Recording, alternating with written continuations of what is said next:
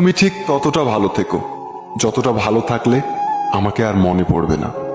হাতের আঘাত শরীরে লাগে, তবে কথার আঘাত মনে লাগে। সত্যি বলতে কষ্টটা তুমি দাওনি, ওটা আমার ভাগ্যে লেখা ছিল।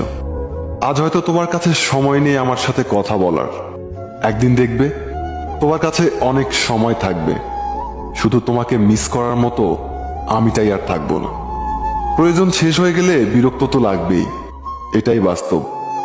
হোক সেটা বন্ধুত্ব কিংবা ভালোবাসা।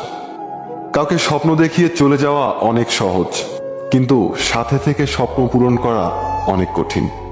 জীবনের তিনটি মানুষকে কখনো ক্ষমা করতে নেই।